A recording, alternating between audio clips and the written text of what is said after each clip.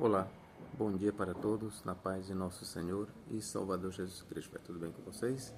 Amados, nesta oportunidade nós vamos aqui falar sobre os dogmas marianos. E por que eu escolhi falar sobre os dogmas marianos? Exatamente por causa da presente polêmica, em vista da declaração do Papa, o decreto do Papa Leão XIV. O Papa declarou então que apenas Jesus Cristo salva, ou seja, apenas Jesus Cristo é o Salvador. Com isso, o Papa negou abertamente que Maria seja corredentora. É como, vamos dizer, os católicos, eles creem, mesmo não sendo um dogma, mas é ensinado, muitos padres ensinam que Maria é corredentora. Por exemplo, o Paulo Ricardo, mesmo depois da declaração do Papa Leão XIV, ele, dirigindo a missa, então ele repetiu que Maria é corredentora. Dá toda aquela explicação que a gente já sabe que não tem embasamento bíblico. Certo? E é exatamente nós vamos analisar os dogmas marianos e a fala do Papa. Tá certo? Então vamos aqui. Vamos começar aqui pelo primeiro dogma. A Imaculada Conceição de Maria. É um dogma, faz parte do dogma, é um dogma da Igreja Católica Apostólica Romana que Maria ela foi concebida sem pecado. Daí o termo Imaculada Conceição de Maria. Bom, de acordo com esse dogma, Maria ela foi concebida totalmente sem pecado. Isso se tornou dogma em 1954. Bom, mas eu quero deixar bem claro para vocês que não é que esta doutrina foi criada em 1954. Por exemplo, ela é quase que tão antiga quanto o próprio cristianismo. Nós já encontramos esse ensino da Imaculada Conceição de Maria, embora não se use esse termo Imaculada Conceição, mas este ensino de que Maria foi concebida sem pecado, totalmente isenta, nós encontramos no Proto-Evangelho de Tiago. Se você não conhece, você consulta aí no YouTube, no Google, Proto-Evangelho de Tiago e leia. O Proto-Evangelho de Tiago ele foi escrito em meados do século II, talvez entre o ano 130 a 150. Então, neste Proto-Evangelho de Tiago, ensina-se que Maria ela foi concebida sem pecado. Não tinha pecado nela porque ela foi concebida sem pecado. Certo? Então, aqui eu já digo para vocês que o dogma da Imaculada Conceição de Maria, ela não tem um embasamento bíblico. Não é extraído da Bíblia Sagrada. O ensino de que Maria foi concebida sem pecado é um dogma, ou é um ensino, uma doutrina, como você queira chamar, que se tornou um dogma em 1954, mas ele é extraído do Proto-Evangelho de Tiago, não da Bíblia Sagrada. Ok, queridos? Sim, professor. E de acordo com a Bíblia Sagrada, nós podemos sustentar que Maria foi concebida sem pecado? De acordo com a Bíblia Sagrada, não. O que Paulo diz aqui? Eu vou fazer questão de ler. As declarações de Paulo, elas impossibilitam a realidade de tal dogma. A palavra de Paulo não permite que nós ensinemos que Maria foi concebida sem pecado. Olha o que ele diz. Romanos 3:23. Porque todos pecaram e destituídos estão da glória de Deus. Ora, Paulo diz, todos pecaram e destituídos estão da glória de Deus. É só a questão de bom senso. Vamos perguntar para Paulo. Paulo, quando você diz que todos pecaram, isso inclui a pessoa de Maria? Se não incluísse a pessoa de Maria, Paulo, eu tenho certeza que ele seria bem cuidadoso e ele diria no mínimo assim, porque todos pecaram com exceção de Maria. Mas ele não disse com exceção de Maria. Todos pecaram e destituídos estão da glória de Deus. O único que Paulo diz que não pecou, que nasceu sem pecado, o único que o Novo Testamento mostra claramente que foi concebido sem pecado é Jesus Cristo. E aqui os católicos, os padres, eles dão uma explicação que Jesus Cristo foi concebido sem pecado porque Maria também foi concebida sem pecado? Não. Jesus Cristo foi concebido sem pecado porque ele foi gerado do Espírito Santo. É isso que a Bíblia diz, ó. Bom, não vou nem precisar ler, vocês já conhecem. A Bíblia deixa bem claro, tanto em Mateus como em Lucas, que Jesus foi concebido do Espírito Santo. Foi gerado, sim, em Maria. O seu corpo foi gerado em Maria. Mas Jesus ele foi concebido do Espírito Santo. Foi gerado do Espírito Santo. Não houve a união sexual entre Maria e José. Então, vejam bem, quando os católicos dizem que Jesus ele foi concebido sem pecado, é claro que eles sabem, o Evangelho diz claramente que ele foi gerado do Espírito Santo, mas eles ainda dão esse acréscimo, porque era necessário que Maria também não tivesse pecado. Com isso eles estão acrescentando o que é isso? Eles estão dizendo o seguinte, que se Maria tivesse pecado, Jesus não seria impecável. Errado? De acordo com a Bíblia Sagrada, Jesus ele nasceu de uma pecadora, por natureza. Todos os homens, Paulo diz, todos pecaram e distanciados estão da glória de Deus. Todos, o que inclui Maria. Mas Jesus ele nasceu de uma pecadora. Ele nasceu de uma mulher caída. Veja, nasceu de uma pecadora por natureza. Não estou dizendo que Maria tinha pecado, no sentido de praticar, de ser uma pecadora por prática, mas que por natureza ela tinha a mesma natureza caída de Adão. Maria, tal como todos os homens, nasceu já caída da graça de Deus. Nasceu distante da glória de Deus, separada da glória de Deus. E foi desta mulher, santa, sim, honrada, escolhida por Deus, que deu um amém para a profecia de Deus, para o propósito de Deus. Sim, mas esta mulher, ela, tal como todos os homens, tal como todas as mulheres, ela era uma pecadora. Ela não nasceu imaculada. Ela não foi gerada imaculada. Foi gerada como todos os homens, como todas as mulheres. E foi desta mulher caída, distanciada da glória de Deus, pecadora, que Jesus nasceu. Paulo está dizendo isso, porque todos pecaram e destituídos estão da glória de Deus. E se alguém não concorda com o que eu estou dizendo, e aqui a minha palavra é óbvia para católicos, que algum católico me mostre que Paulo aqui isentou Maria.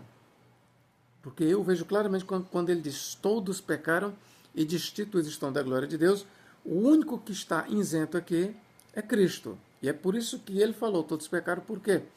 Porque essa foi a razão de Cristo vir redimir a humanidade, porque todos pecaram. A própria Maria, ela chamou Cristo de meu Senhor, meu Salvador. A própria Maria, ela declarou que Deus era o seu Salvador. Logo, aí já mostra que Maria, como todas as pessoas, elas necessitam da salvação. E se uma pessoa necessita da salvação, logo ela não nasceu sem pecado. Só precisa ser salvo por Deus, mediante Cristo, quem nasceu sob as garras do pecado. Quem nasceu imaculada não precisa de salvação. Ok, queridos? Outra declaração de Paulo aqui, ainda no mesmo capítulo. O que ele diz aqui, ó? Romanos 5, aliás, outro capítulo, Romanos 5, 12. O que ele diz, ó? Pelo que, como por um homem entrou o pecado no mundo, e pelo pecado a morte, assim também a morte passou a todos os homens, por isso que todos pecaram. Mais uma vez, Paulo aqui repete, todos pecaram. Logo aqui está incluso a pessoa de Maria. Porque até a lei estava o pecado no mundo, até o regime da lei, é isso que ele está dizendo. Enquanto os homens eram regidos pela lei, enquanto principalmente a nação de Israel era regida pela lei, enquanto a lei vigorava, antes de Cristo vir, o pecado estava no mundo. Isso inclui Maria. Mas o pecado não é imputado não havendo lei. No entanto, a morte reinou desde Adão até Moisés, ou seja, até o tempo da lei. Até sobre aqueles que não pecaram, à semelhança da transgressão de Adão, o qual é a figura daquele que havia de vir. Agora vamos pular aqui para o versículo 18. Ó. 17, aliás. Ó. Porque se pela ofensa de um só a morte reinou por esse, muito mais os que recebem a abundância da graça e o dom da justiça reinarão em vida por um só, Jesus Cristo. Pois assim como por uma só ofensa veio o juízo sobre todos os homens, e aqui Maria está inclusa para a condenação, assim também por um só ato de justiça veio a graça sobre todos os homens para a justificação de vida. Porque como pela desobediência de um só homem muitos foram feitos pecadores, assim pela obediência de um muitos serão feitos justos. Ora, estas declarações de Adão ou de Paulo, irmãos, inclui a pessoa de Maria. Que alguém me mostre, quando Paulo diz todos pecaram e todos estão destituídos da glória de Deus, que alguém me prove, de acordo com a Bíblia Sagrada, que Maria está isenta. Alguém me prove. Você só vai mostrar que Maria nasceu sem pecado, que ela foi concebida sem pecado, no Evangelho Apócrifo. Como eu já falei, o proto-Evangelho de Tiago.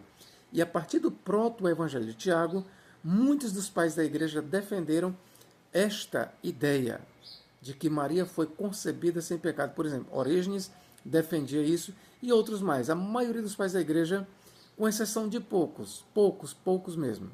Poucos. Eu encontro, por exemplo, a exceção em Tertuliano. Tertuliano ele não ensinava isso. Inclusive, Tertuliano ele ensinou que Maria teve outros filhos. No Tratado de Tertuliano contra Marcião, Tertuliano ele ensinou claramente que Maria teve outros filhos, que Jesus realmente tinha irmãos e tinha verdadeiramente mãe. Isso Tertuliano ensinou claramente. Inclusive, esta posição de Tertuliano ela foi mais tarde combatida por São Jerônimo, o tradutor ou autor da Bíblia Vulgata. Jerônimo ele fez um escrito contra um cristão chamado Elvídio, e Elvídio, que era da época de São Jerônimo, ele defendia que Maria tinha tido outros filhos. E um dos argumentos de Elvídio foi usar Tertuliano como autoridade. E São Jerônimo, então, ele discordou. Ele, inclusive, relaxou Tertuliano, dizendo que Tertuliano não fazia parte da igreja. Mas, ou seja, São Jerônimo ele reconheceu que sim, que Tertuliano realmente ensinou que Maria teve outros filhos. Por isso eu estou dizendo, nem todos os pais da igreja, nem todos os líderes eclesiásticos concordavam com esta ideia, mas a maioria concordava que Maria ela foi concebida sem pecado e que teve apenas Jesus Cristo. Mas vamos continuar. Então, quando Paulo diz todos pecaram, aqui está incluso Maria, certo? Vamos lá. O segundo dogma é a maternidade divina, mãe de Deus.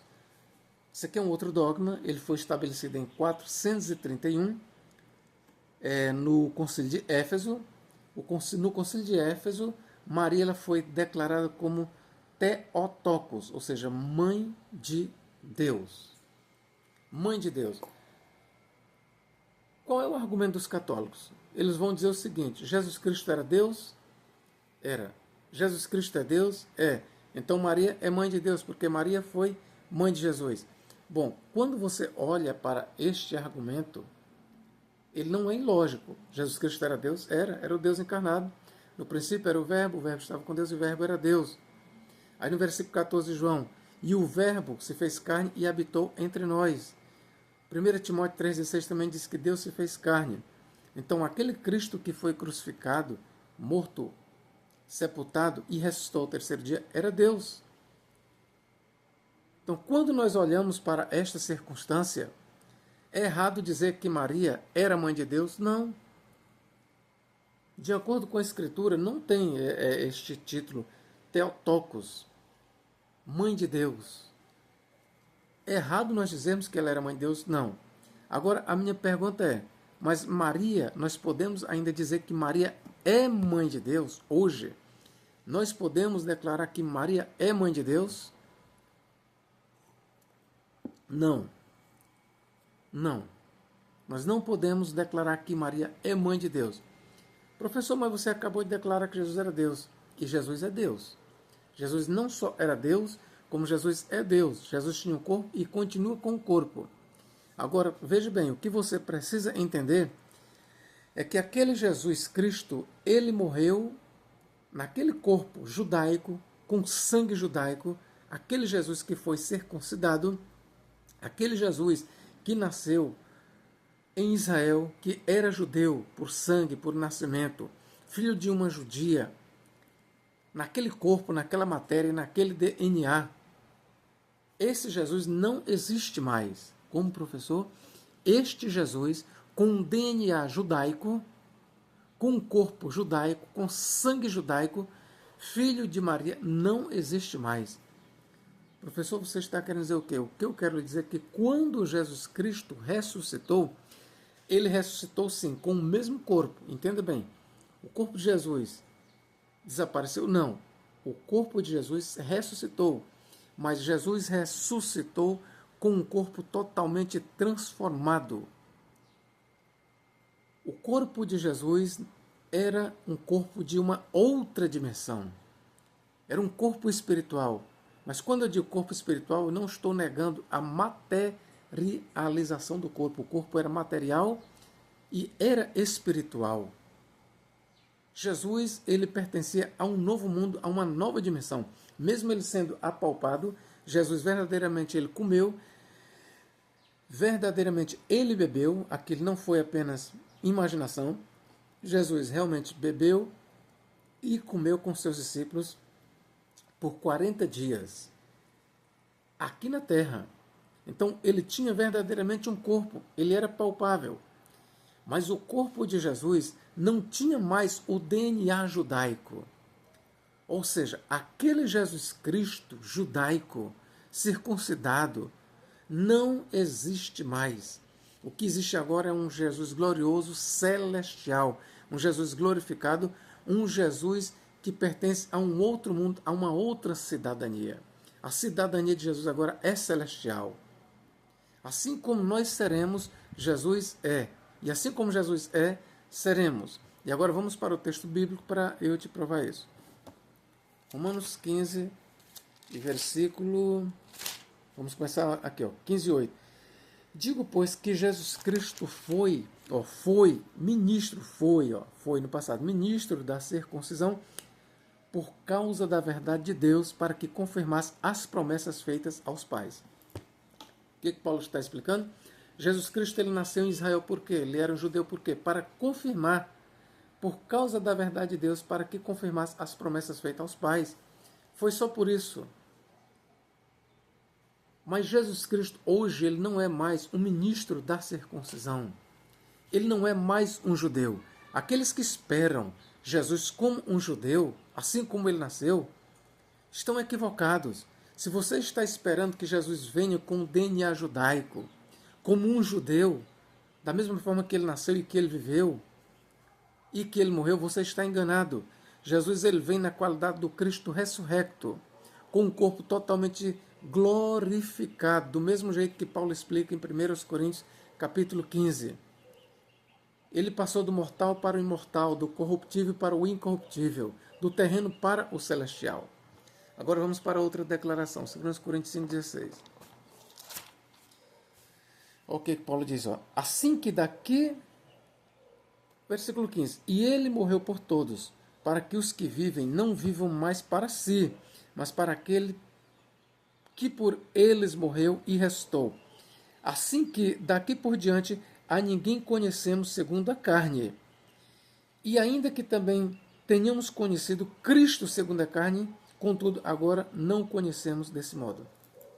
Veja, Paulo aqui ele não está negando a corporeidade do Cristo ressurrecto. Ele está negando que Cristo seja um judeu. Paulo diz, ainda que nós tenhamos conhecido Cristo segundo a carne, e carne judaica, carne circuncidada, ainda que nós tenhamos conhecido Cristo com o DNA judaico, com o DNA hebreu, todavia assim não o conhecemos mais. É isso que Paulo está dizendo.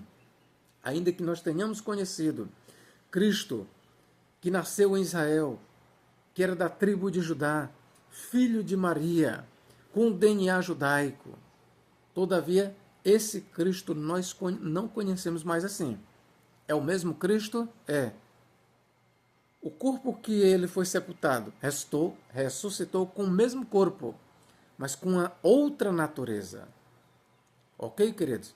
Então, A partir desta observação que eu estou fazendo para você, se Cristo não é mais um judeu, Cristo não tem mais uma nacionalidade terrena, a nacionalidade de Cristo é celestial, assim também será a nossa nacionalidade quando ressuscitarmos, ou quando Cristo chegar. Seremos transformados no momento, no abrir e fechar de olhos. O nosso corpo será totalmente transformado, ele passará do mortal para o imortal, do corruptível para o incorruptível, do terreno para o celestial. E quando, diz Paulo, quando isto que é corruptível se revestir da incorruptibilidade, e isto que é mortal se revestir da imortalidade, então cumprir-se a palavra que está escrita: tragada foi a morte na vitória. Então, aquilo que Paulo descreve em 1 Coríntios sobre a natureza dos corpos ressurrectos, aquele corpo que Paulo descreve, que será o nosso corpo, é já o corpo de Cristo. Cristo já tem este corpo ressurrecto. Então, Cristo ele não pertence à esfera terrena. Cristo ele não tem mais nenhuma ligação com nenhuma nacionalidade. Não espere que Cristo venha como judeu, como brasileiro, como africano. Não. Cristo, a sua cidadania é do céu.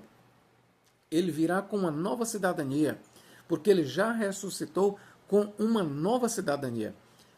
Posto isso, eu quero lhe dizer que nós não podemos dizer que Maria é mãe de Deus. Porque aquele corpo, repito, judaico, morreu. Ressuscitou com uma outra natureza. Assim também, a nossa irmã Maria, quando ela ressuscitar, porque ela ainda não ressuscitou, quando ela se levantar dentre os mortos, ela ressuscitará com o mesmo corpo que Cristo ressuscitou. E eu quero lhe dizer que quando uma pessoa ressuscita, todo o seu laço familiar é quebrado. No reino de Deus não vai haver pai, mãe, sobrinho, irmão, tio, prima, não vai haver este parentesco, porque tudo isso na morte acaba. Quando o homem ressuscita, o único parentesco que ele tem é com Deus, o único pai que nós temos é Deus. E o único irmão que nós temos é Cristo.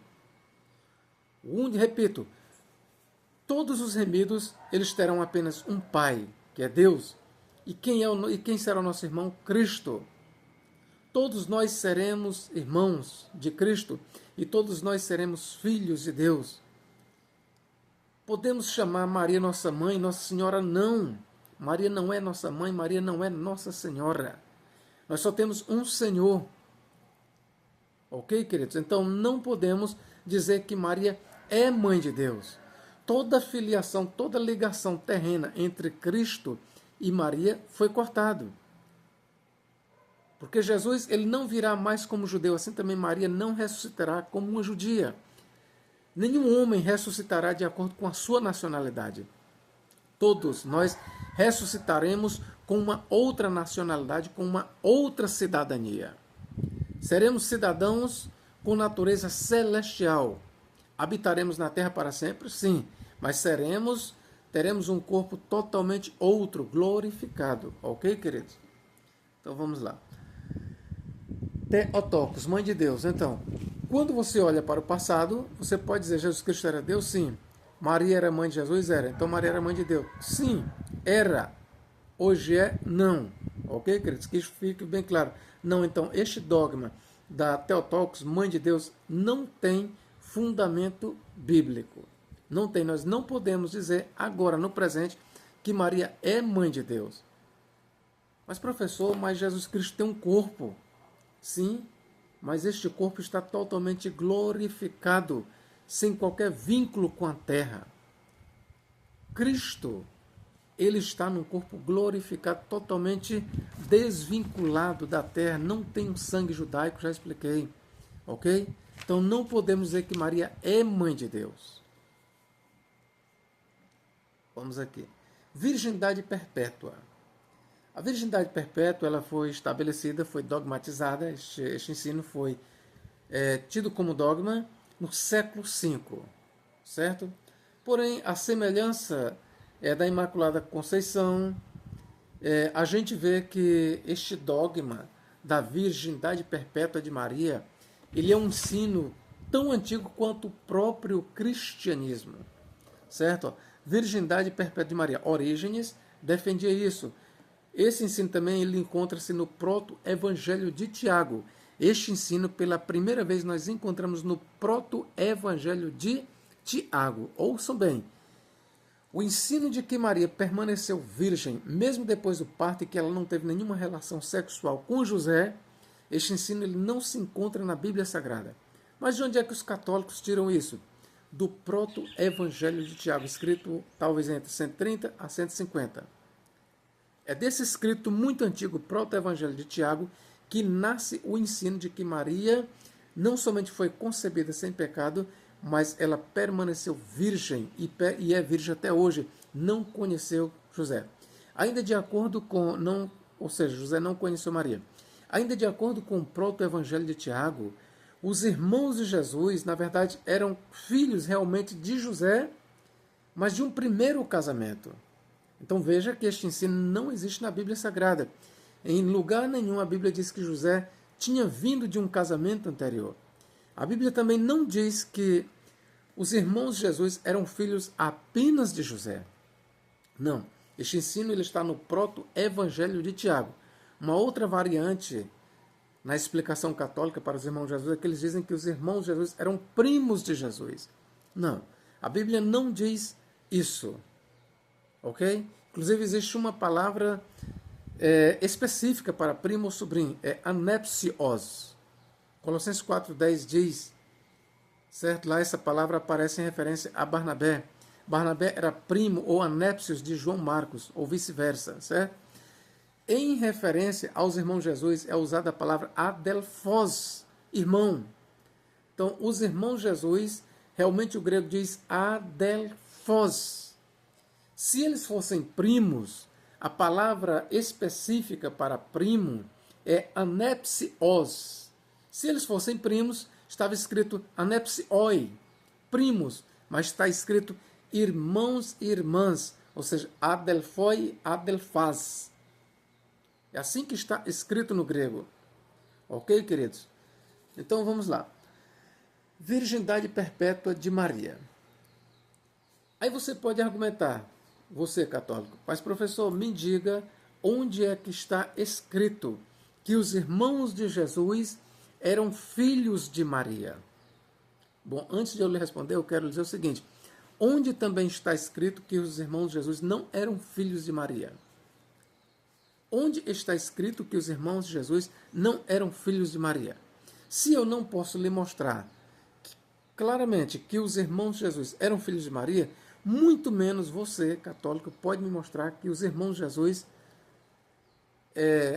não eram filhos de Maria. Onde está escrito isso? Agora, eu vou lhe mostrar, por inferência, que os irmãos de Jesus eram filhos de Maria. Como por inferência? Sim, vou lhe mostrar. A partir do momento que a Bíblia declara que Maria ou José não teve relações sexuais com Maria até que Jesus nascesse, daí eu tiro por inferência que ela teve outros filhos. Está aqui Mateus. Aqui, ó. Vou fazer questão de ler, não vou só citar. Mateus capítulo 21, 25. Ó. E não a conheceu, ou seja, José não conheceu Maria, até quando? Até que deu à luz seu filho. Aqui não está dizendo que José não conheceu Maria.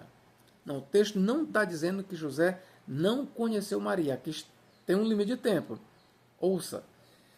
E não a conheceu, ou seja, não conheceu Maria até, ó, limite, ó, até. Até quando? Até que deu à luz seu filho. O primogênito, a palavra primogênito no grego é prototokos. Prototokos. Então, quando a Bíblia diz aqui, ó, e não a conheceu até que deu à luz seu filho, Jesus, o primogênito, aqui está estipulando um limite. José não conheceu a Maria por um determinado tempo. Teve um limite, até quando? Até que ela desse à luz a Jesus. Isso, qualquer um leitor inteligente e que entenda realmente do português, não precisa nem ser um professor, vai entender que quando diz, ó, e não a conheceu até que deu à luz, já está dizendo que depois que ela deu à luz, ela foi conhecida por José, ou seja, José teve relações sexuais com Maria. E o outro ponto que confirma isso é que aqui Jesus é chamado de o primogênito. até que deu à luz seu filho, o primogênito, e pôs-lhe o nome de Jesus. Esta palavra primogênito, em toda a Bíblia Sagrada, que no grego aqui é prototokos, primogênito significa o primeiro de uma série. Quando diz que Jesus é o primogênito, ora, queridos, está logo dizendo que depois de Jesus nasceram outros. E eu aqui desafio a qualquer católico que me prove, biblicamente falando, e até extra-biblicamente, me prove onde é na literatura, tanto bíblica como fora da Bíblia, onde é que a palavra primogênito é usada no sentido de unigênito. Me prove. Não existe em toda a Bíblia Sagrada a expressão primogênito. A palavra primogênito ela sempre indica o primeiro de um grupo, de uma série. Quando diz que Jesus foi o primogênito, quer dizer que depois de Jesus nasceram outros filhos. E a terceira prova que nós temos para mostrar que Jesus realmente teve filhos é os próprios evangelhos, quando eles vão dizer bem aqui, ó. Você vai ler Mateus 12, 46 e 47, ó, Mateus 13, 55, que diz que Jesus tinha irmãos e irmãs, Marcos 3, 31, 32, Marcos 6, 3, Lucas 8, 19, 20, Gálatas 1, 19. Se você ler todas essas passagens, você vai ver a família de Jesus, que era composta de irmãos e de irmãs. Irmãos e irmãs, eu quero só ler aqui, ó.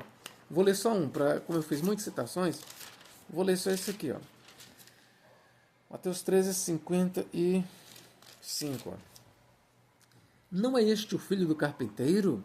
E não se chama sua mãe Maria, e seus irmãos Tiago e José, e Simão e Judas? Está bem aqui. E com referência a Tiago, Paulo, lá em Gálatas 1,19, ele disse que conheceu Tiago, viu o Tiago, o irmão do Senhor. Então o próprio Paulo diz que Tiago era o irmão do Senhor, Adelfos. É muito claro, meus irmãos. Então é por isso que nós evangélicos, nós cristãos evangélicos e os protestantes não aceitamos o dogma da virgindade perpétua de Maria. Por quê? Porque é um dogma não somente extra-bíblico, como antibíblico. É um dogma da tradição católica. E nós não aceitamos, não é porque é um dogma da tradição católica. Não tem problema ser da tradição católica. O problema é que quando o dogma é da tradição católica e é uma tradição extra-bíblica e é antibíblica, aí não dá. Quando a tradição é católica e a tradição é extra-bíblica, mas se ela não confronta a Bíblia, aceita-se. Mas se a tradição, além de ser extra-bíblica, é contrária ao ensino da Bíblia, nós não podemos aceitar. Ok? Nós não podemos aceitar. Então, o dogma da virgindade perpétua, que foi estabelecido no século V, biblicamente falando, ele está errado. Agora, se você ir para a tradição católica, aí é outra coisa. A tradição católica e os pais da igreja, como Irineu de Leão, não, Orígenes, Santo Agostinho e outros, bom, os pais da igreja, a partir de Orígenes, certo? Eles ensinaram claramente a perpétua virgindade de Maria. Então, este é um dogma nascido no proto-evangelho de Tiago e defendido pela maioria dos pais da igreja. Ok? Não pela Bíblia Sagrada. Nós estamos no terceiro, né? Agora vamos para o quarto dogma, a Assunção. Bom, a Assunção de Maria. Esse dogma foi estabelecido em 1950. O dogma da Assunção de Maria, o que é que ele diz? Que Maria ela subiu ao céu em corpo, alma e espírito. O padre Paulo Ricardo, repito, parece que foi ontem, anteontem, depois do dogma, do decreto do Papa Leão XIV, o padre Paulo Ricardo ele realizou uma missa, e está lá no vídeo, né, ele explicando que Maria ela subiu ao céu de corpo, alma e espírito. Então é isso que o dogma da Assunção de Maria diz, que Maria ela ressuscitou de corpo, alma e espírito, está no céu e intercede por nós. É a nossa mediadora, é a nossa intercessora. Vamos lá. Este dogma aí da Assunção de Maria, ele tem respaldo bíblico? Volto a dizer, este dogma ele foi estabelecido em 1950, Mas esse dogma, tal como os outros, ele é da igreja primitiva. Lá por volta do terceiro século já existia, terceiro século ou quarto século, já existia escritos que diziam que Maria ela tinha ressuscitado em corpo, alma e espírito, e estava lá e intercedia por nós. Esse dogma já existe desde o quarto século, ok? Pelo menos eu sei disso, que desde o quarto século esse dogma já existe em escritos extra-bíblicos, não na Bíblia Sagrada. Mas vamos lá. Nós podemos confrontar isso de acordo com a Bíblia Sagrada? Nós podemos confrontar? Podemos. Vamos aqui, João, capítulo... Eu vou citar aqui, ó, João 3,13. Aqui são as palavras de João. Eu quero logo dizer o seguinte, essa declaração que eu vou fazer aqui, eu já fiz até um vídeo sobre isso, essa declaração que eu vou fazer aqui, de João 3,13, ela não sai dos lábios de Jesus. Está inserida no discurso de Jesus, mas esta declaração, ela é uma intercalação. Na verdade, esta declaração que eu vou proferir aqui, de João 3,13, ela é uma avaliação de João, o escritor, e não de Jesus. O que que se diz? Ninguém subiu ao céu, senão aquele que de lá desceu, o Filho do Homem que está no céu. O que que João está dizendo? Eu já fiz um vídeo sobre isso, mas eu vou aqui ser rápido. O que que João está dizendo? Que ninguém ressuscitou e subiu ao céu. Quando ele diz ninguém subiu ao céu, ele está falando subiu ao céu num corpo ressurrecto, num corpo glorificado, porque o contexto está falando disso, de ressurreição. Vamos lá, palavra de João, ninguém subiu ao céu. Primeiro ele está declarando, ninguém subiu ao céu. Em que sentido? Ninguém subiu ao céu num corpo ressurrecto e glorificado. E é interessante, irmãos, que este Evangelho de João ele foi escrito já perto do final do século I. Lá para o ano 80, 90, talvez até o ano 100 mesmo. O Evangelho de João ele foi escrito já no final do século I. Então, é João quem está declarando, ou seja, Cristo morreu talvez no ano 30 ou 33. Então, quase que mais de 50 anos depois da morte de Jesus, João declara, ninguém subiu ao céu. E quando João diz ninguém subiu ao céu, ele tem em mente subir de forma ressurrecta. O que João está dizendo ali é que o único que ressuscitou e nessa forma ressurrecta subiu ao céu foi Jesus. É isso que ele está dizendo. O que João está dizendo é exatamente isso. Ó. Quem foi que subiu ao céu? Quem foi que subiu ao céu em corpo ressurreto e glorificado? Quem foi que subiu? João responde, foi o mesmo que desceu. Aquele que desceu, inclusive Paulo até diz, aquele que desceu às partes mais baixas da terra é o mesmo que subiu. Então, este pensamento de Paulo está condizendo com João. O que João está dizendo é o seguinte, aquele que subiu em corpo glorificado é o mesmo que desceu.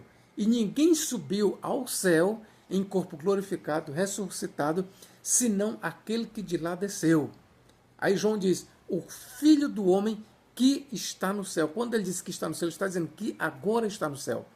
Então, para o evangelista João, apenas Jesus Cristo, até aquele momento que ele estava escrevendo o seu evangelho, até aquele momento, para João, o único que estava em corpo glorificado e ressuscitado, que estava no céu, era Jesus Cristo. Ele diz claramente, ninguém subiu ao céu. E entenda, quando ele diz ninguém subiu ao céu, repito, ele tem em mente uma subida em corpo ressurrecto e glorificado. Vamos aqui. Eu quero ler aqui para você. Ó. João 3,13. Leia bem aqui o contexto. Ó. Versículo 12. Ó. 13, aliás. Ó. Ora, ninguém subiu ao céu, senão o que desceu do céu, o Filho do Homem que está no céu. E que eu sei que este subiu ao céu é no corpo glorificado, ressurrecto, eu vou mostrar aqui. Ó.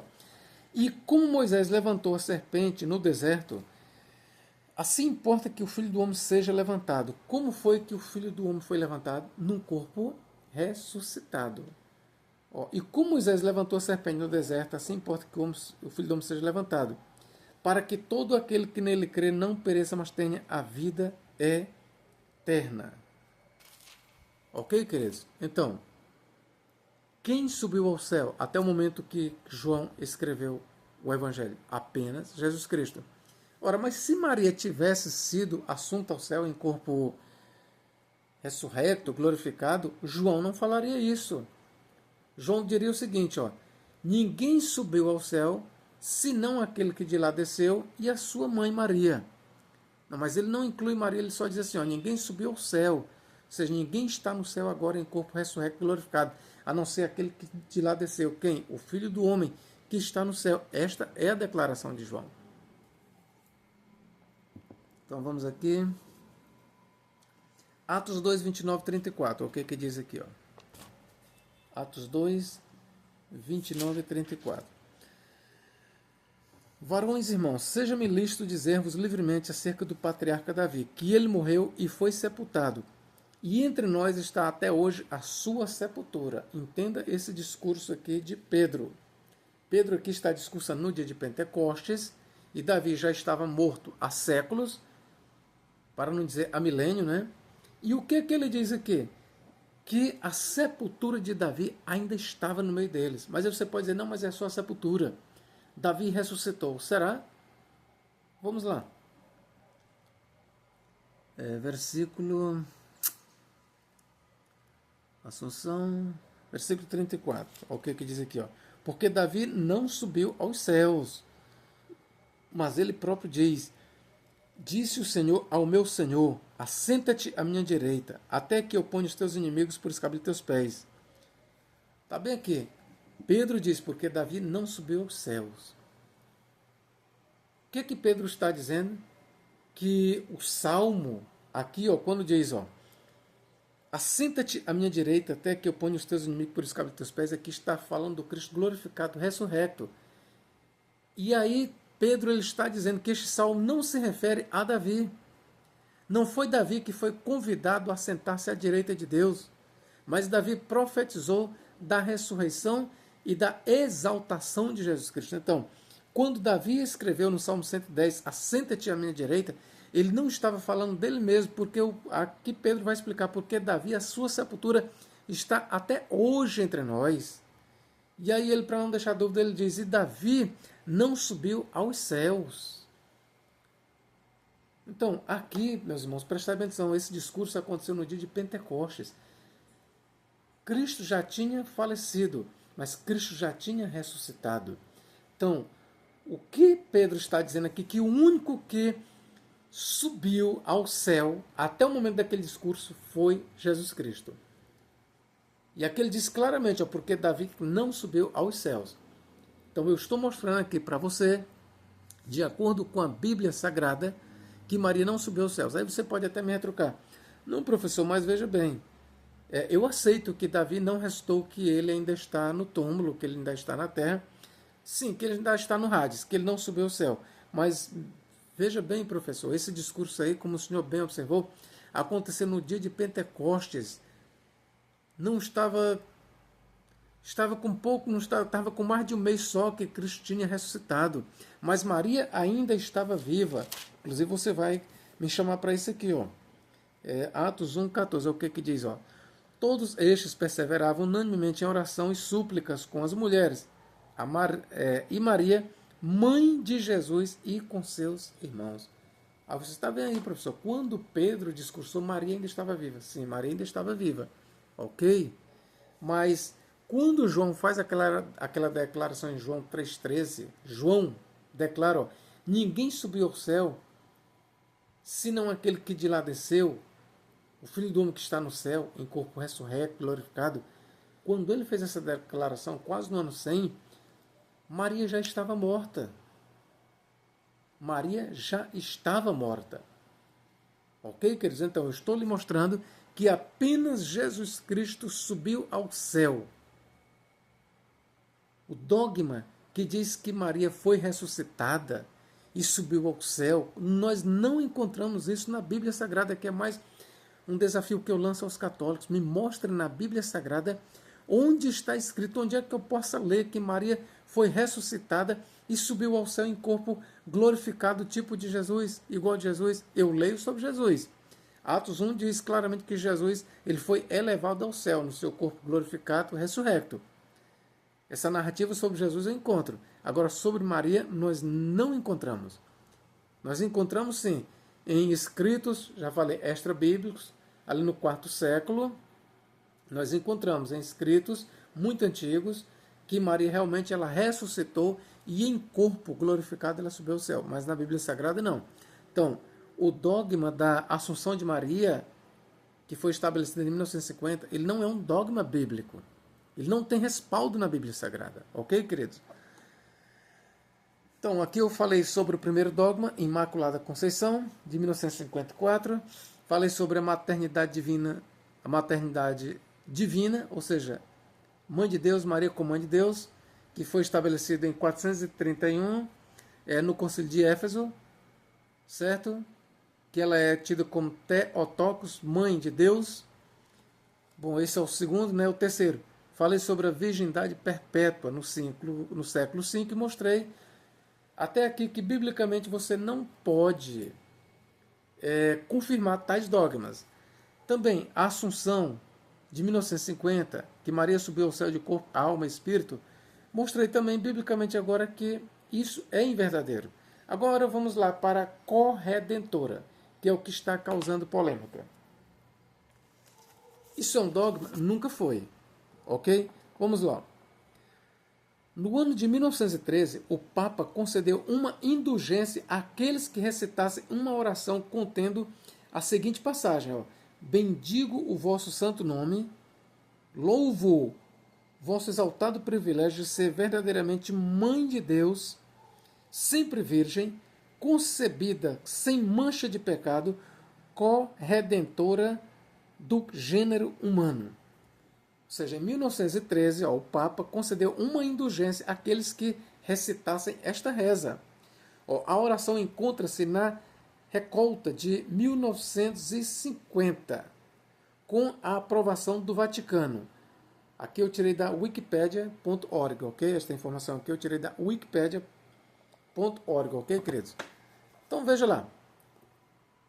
Papa João Paulo II, ele discursou, em algum momento da sua vida, ele ensinou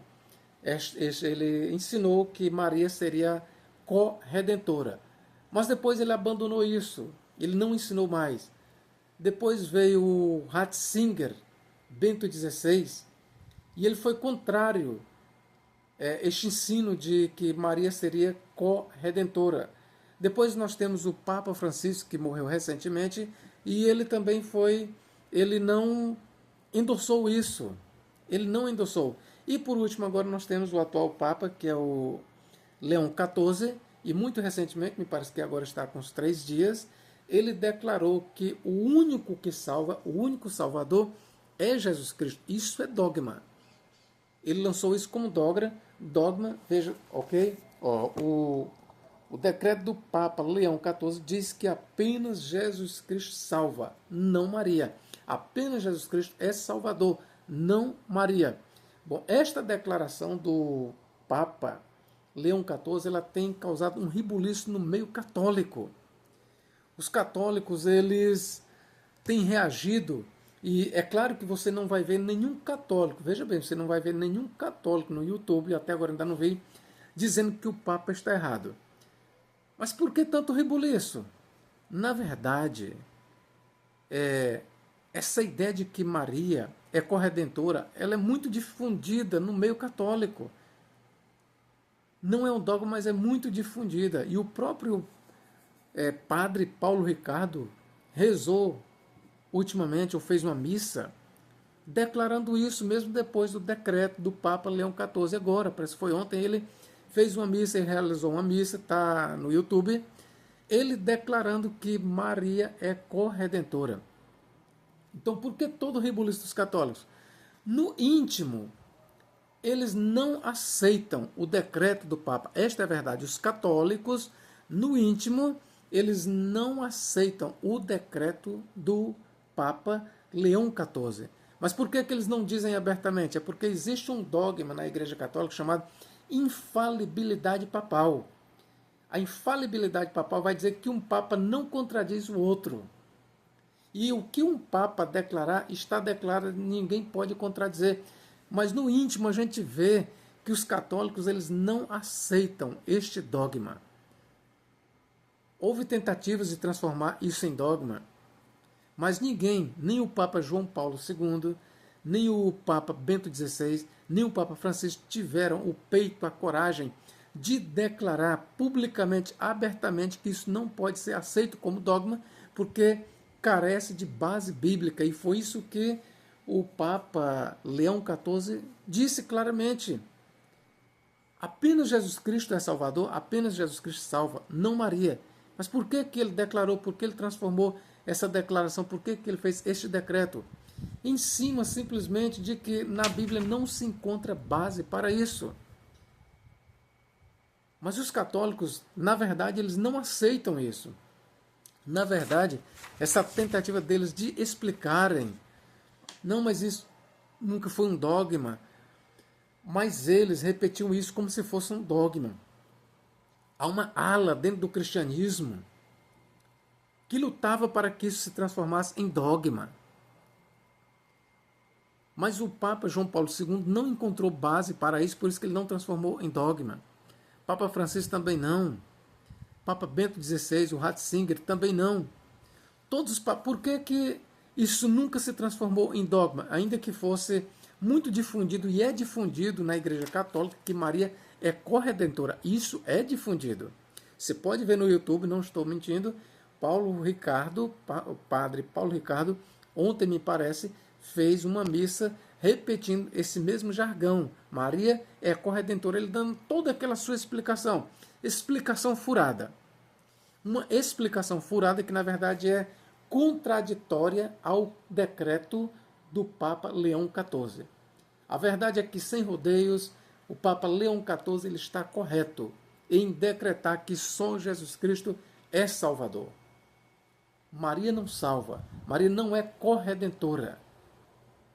Não é corredentora. Então, para a tristeza dos católicos, eles vão ter que engolir mesmo isso seco. Mesmo não gostando, mas é um decreto.